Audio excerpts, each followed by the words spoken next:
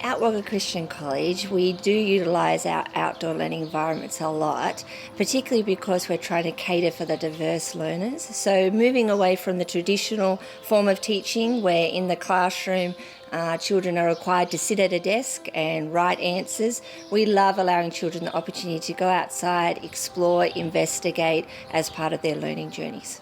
A typical lesson for us would start in the classroom where we discuss things that we'd like to explore outside, and then we are able to consolidate that learning using our outdoor learning environments. So for example, if we were looking at how things grow, that journey from planting to where it ends up at the table, we could start out in our veggie garden. Our kindergartens have actually gone through that whole process of planting, growing, picking, eating, taking it home, cooking, and so making that learning a lot more real.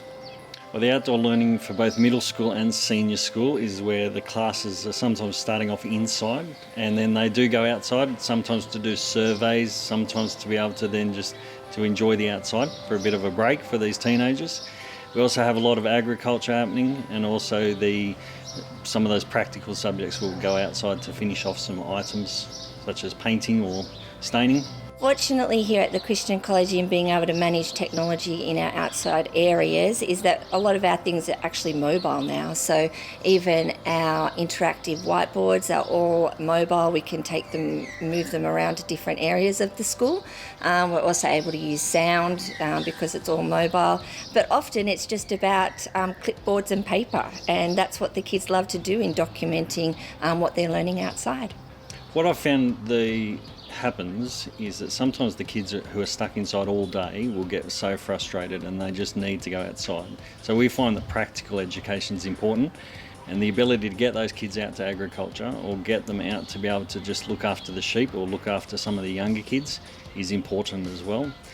And I've found that some of the kids that just need to have a run around. So we're going to do a middle school which includes a huge area with some outdoor play areas and also some outdoor learning areas, and that's important for us with the teenagers. Play is very important, particularly for junior school students. They need to have the opportunity to go outside and play, and so we can't be restricted by the weather. And so by providing shelter for them on those extremely hot days, and as well as the cold, allows them the opportunity to have the chance to run around that they really need. One of the things I've found happen nowadays in society is that a lot of kids, they don't actually go outside. So we know all about they use technology, but we get the chance to be able to get them to go outside to be able to enjoy a bit of a run around with their friends. We've got a great oval, and so the kids enjoy playing on that. But we also find that some kids don't want to run around, they just want to be outside with their mates.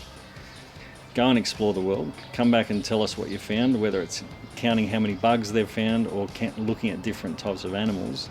One of the things we're doing is to be able to see about 100 different ways that kids can show their learning. And so some of the kids will be able to learn by either rhythm or pattern on drawings or just writing down on the floor in chalk. And then some of the kids will actually go and do some sort of activity with their friends to be able to say, let me show you, the teacher, what we've learnt today. And that's exciting as well. So the little groups are able to work out their own sort of learning. Sometimes it's either a rainforest, or sometimes it might be just doing a competition up and over some sort of play equipment. And they've shown their learning through that. One of the most important things for me when choosing an outdoor space is that I see how many kids I want to try and fit in that space or under the space.